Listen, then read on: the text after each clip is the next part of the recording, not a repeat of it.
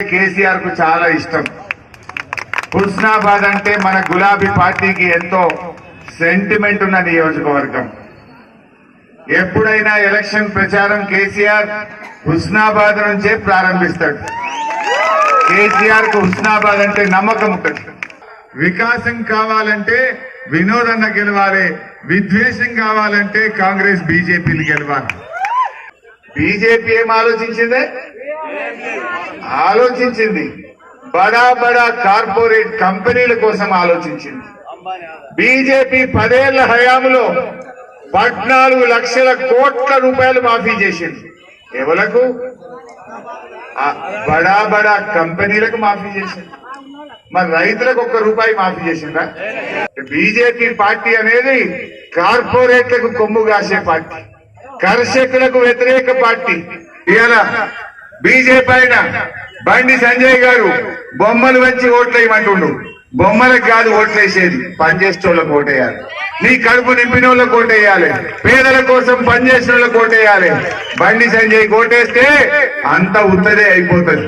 మీ ఇంట్లో బొమ్మలు వచ్చి బొమ్మలు చూస్తే ఓటేస్తారా?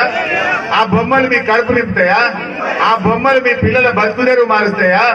ఆ బొమ్మలు హుస్నాబాద్ కు మేలు చేస్తాయా? అరే నువ్వు వచ్చినావు, మా అక్కనపేటకి ఏం చేసినావు, మా కోయడకి ఏం చేసినావు, మా బిందేరపల్లికి ఏం చేసినావు, మా హుస్నాబాద్కి ఏం చేసినావు? ఒక్క పని చెప్పొచ్చు కదనే. అరే నువ్వు గెలిచి 5 ఏళ్ల బండి సంజయ్ పైసా పని చేస్తే చెప్పమని ఏం చేసింది బీజేపీ అంటున్నా. అరే దేవుడు అంటారు, దేవుడు మనకు లేడే. దేవుడు గుండెలో ఉంటాడు, దేవుడు హృదయంలో ఉంటాడు, దేవుడు అందరి వాడు. దేవుడు ఒక పార్టీకే ఉంటాడు. ఏంది కేసీఆర్ లెక్క 1000 కోట్ల రూపాయలతోని మన డబ్బులతోని ఇంత పెద్ద గుడి కట్టిన ముఖ్యమంత్రి భారతదేశంలో ఎవరైనా ఉన్నాడే? 1000 కోట్లతో యాదాద్రి లక్ష్మీనరసింహస్వామి గుడి కేసీఆర్ కట్టిండు. ఎవరైనా కట్టిండా కేసీఆర్ లకి భారతదేశంలో? బీజేపీ కట్టిండా, కాంగ్రెస్ వాడు కట్టిండా? కేసీఆర్ లెక్క శతచండీ హోమం చేసిన ముఖ్యమంత్రి ఉన్నాడు ఈ భారతదేశంలో? కేసీఆర్ ఒక్కటే చేసింది. ఆయన రాముల గుడి బీజేపీ కట్టిందా?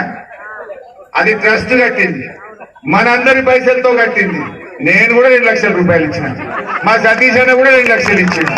మనం అందరి పిలిస్తే కట్టింది పట్టుకొని మాది బాధ అంటే వీళ్ళు.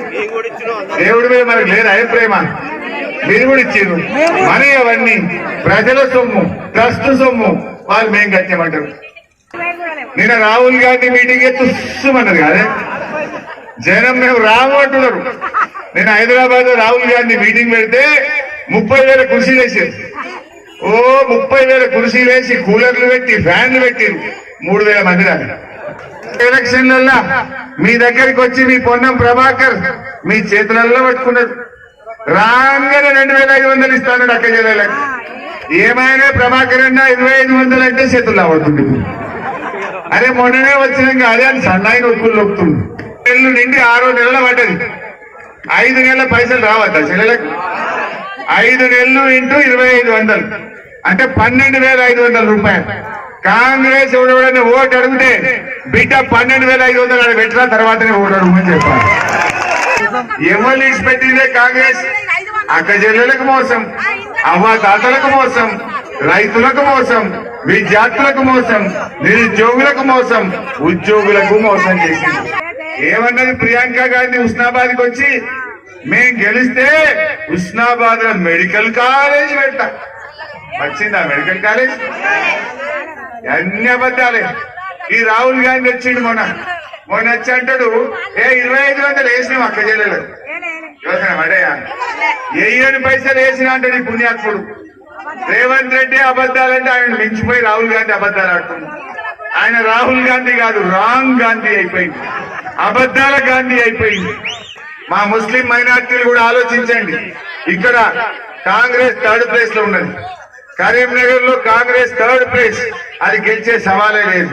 అందువల్ల ఈ ఎన్నికల్లో మన వినోదన్నను ఆశీర్వదించడానికి అక్క చెల్లెళ్ళు, అన్నదమ్ముళ్ళు, రైతన్నలు, మా ఎస్టీ అక్కలు చెల్లెళ్ళు, తమ్ముళ్ళు అందరూ కూడా ఇలా కాంగ్రెస్ కు ఓటేయాలని చెప్పి నేను మీ అందరినీ కోరుతున్నాను.